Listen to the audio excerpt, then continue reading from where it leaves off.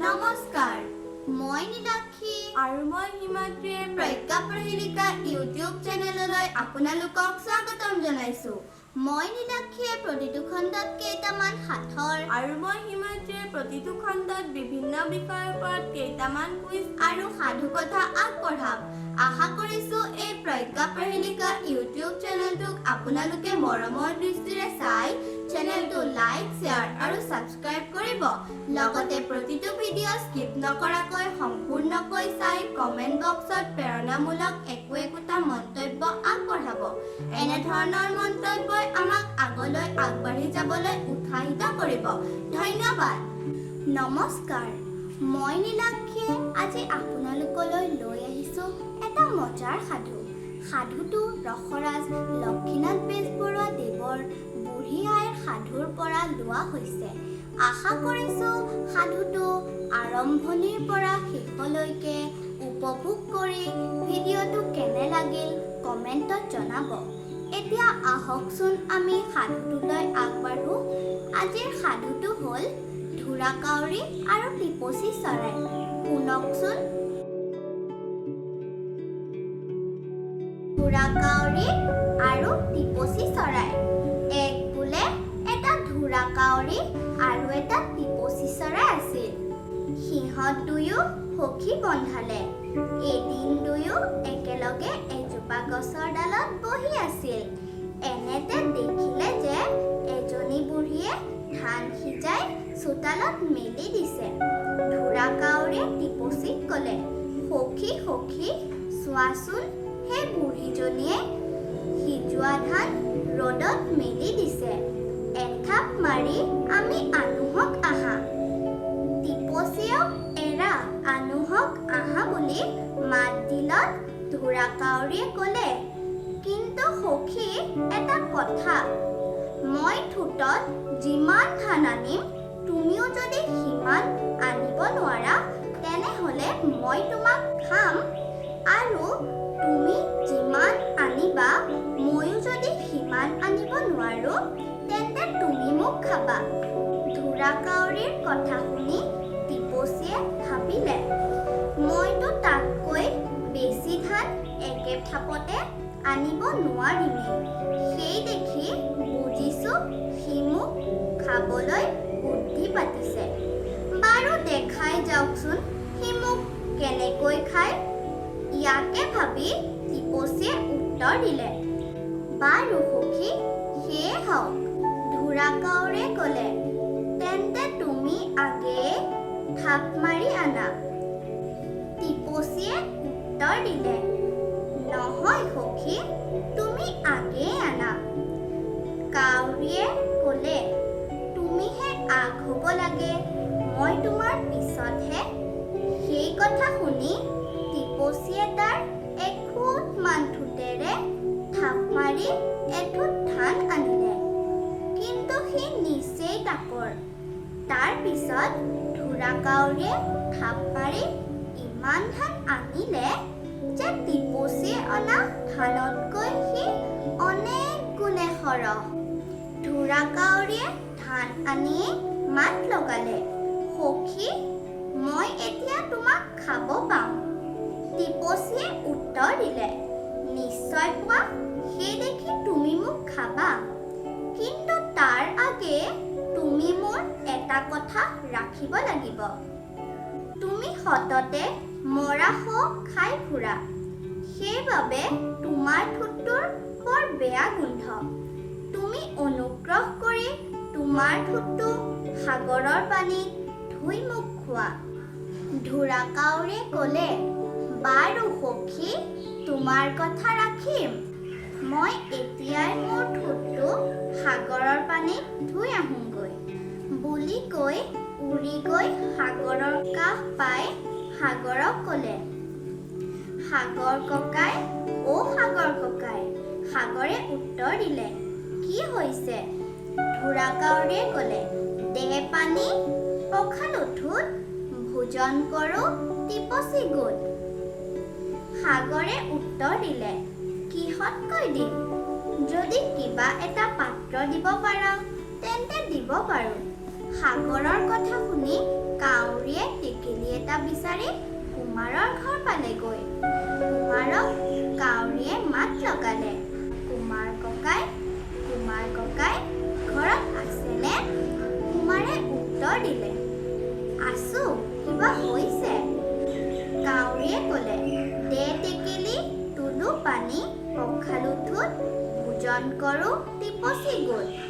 কুমাৰে ক'লে, মোৰ ঘৰত গঢ়া টেকেলি নাই, যদি অলপমান মাটি আনি দিব পাৰা তেন্তে মই টেকেলি এটা গঢ়ি দিব পাৰোঁ।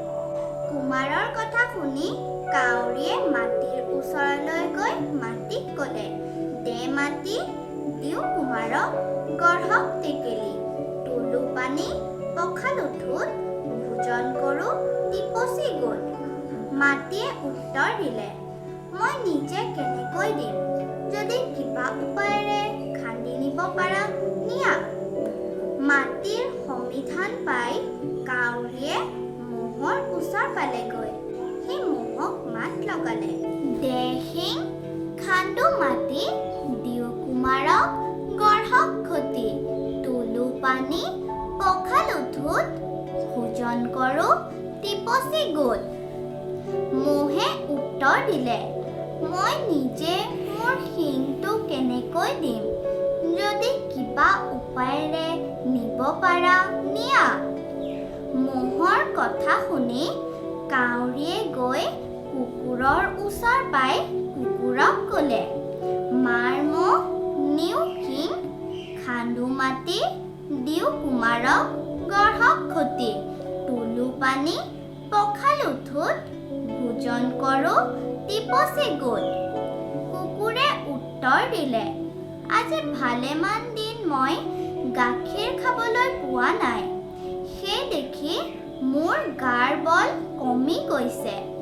তুমি যদি মোক গাখীৰ খুৱাব পাৰা তেন্তে মই মহ মাৰি দিব পাৰোঁ। সেই কথা শুনি কাউৰীয়ে গাইৰ ওচৰলৈ গৈ গাইক ক'লে, দে গাখীৰ, খুৱাও কুকুৰক, বান্ধক বল, মাৰক মহ, নিওঁ শিং, খান্দো মাটি, দিওঁ কুমাৰক, গঢ়ক ঘটি, তুলো পানী, পখালো ঠোঁট, ভোজন কৰোঁ টিপচি গোট। গায়ে উত্তৰ দিলে, মই বুঢ়ী হৈছোঁ, ভালেমান দিন ভালকৈ ঘাঁহ খাবলৈ পোৱা নাই, তুমি যদি মোক ভালকৈ এসোপা ঘাঁহ খাবলৈ দিয়া তেন্তে মই তোমাক যিমান গাখীৰ লাগে সিমান দিম। গাইৰ উত্তৰ শুনি কাউৰীয়ে ঘাঁহৰ ওচৰলৈ গৈ ঘাঁহক ক'লে, দে ঘাঁহ, খুৱাও গাইক, ওলাও গাখীৰ, খুৱাও কুকুৰক, বান্ধক বল, মাৰক মহ, নিওঁ শিং, খান্দো মাটি, দিওঁ কুমাৰক, গঢ়ক ঘটি, তুলো পানী, পখালো ঠোঁট, ভোজন কৰোঁ টিপচি গোট। ঘাঁহে উত্তৰ দিলে, মই কেনেকৈ ঘাঁহ দিম, যদি কাটি নিব পাৰা নিয়া। ঘাঁহৰ কথা শুনি কাউৰীয়ে কমাৰৰ ঘৰ পালেগৈ। বাহিৰৰ পৰা কাউৰীয়ে কমাৰক মাত লগালে, কমাৰ কাই, ঘৰত আছেনে? কমাৰে উত্তৰ দিলে, আছো কাউৰী ভাই, কি সকামত বা আহিলা? কাউৰীয়ে উত্তৰ দিলে, দে কাচি, কাটো ঘাঁহ, খুৱাও গৰুক, ওলাওক গাখীৰ, খুৱাও কুকুৰক, বান্ধক বল, মাৰক মহ, নিওঁ শিং, খান্দো মাটি, দিওঁ কুমাৰক, গঢ়ক ঘটি, তুলো পানী, পখালো ঠোঁট, ভোজন কৰোঁ টিপচি গোট। কমাৰে ক'লে, মোৰ জুইকুৰা নুমাই গ'ল, যদি মোক অলপ জুই আনি দিব পাৰা তেন্তে মই এতিয়াই কাঁচি এখন গঢ়ি দিব পাৰোঁ। কাউৰীয়ে কমাৰৰ কথা শুনি চাৰিওফালে চাই দেখিলে যে সাগৰৰ সিপাৰে এঠাইত জুইৰ ধোঁৱা ওলাইছে। দেখিয়ে সি উৰি গৈ সিপাৰ পাই এজনী বুঢ়ীয়ে ধান সিজাই থকা দেখিলে। বুঢ়ীৰ ওচৰ চাপি কাউৰীয়ে ক'লে, আই, মোক অলপ জুই দিব পাৰানে? বুঢ়ীয়ে উত্তৰ দিলে, কিহতকৈ দিম? কাউৰীয়ে ক'লে, মোৰ ডৌকাৰ ভিতৰত বান্ধি দিয়া। বুঢ়ীয়ে তাকে কৰিলে। কাউৰীয়ে জুই অঙঠাৰ টোপোলাটো ডৌকাত বান্ধি লৈ সাগৰৰ ওপৰেদি উৰি আহি থাকোঁতে তাত বতাহ লাগি জ্বলি উঠি ডৌকা পুৰি গ'লত সি মাছ সাগৰত পুৰি বুৰি মৰিল। সিফালে টিপচীয়ে মনে মনে কাউৰীৰ পাছে পাছে আহি আগৰে পৰা গুৰিলৈকে আটাইবোৰ লক্ষ্য কৰি আছিল।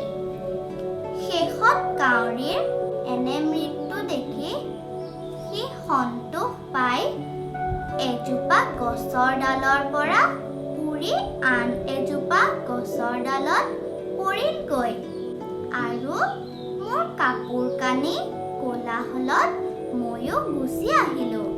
ঢেকীয়াই মেলিলে ঠোৰ, মোৰ কথাৰ পৰিল সুৰ।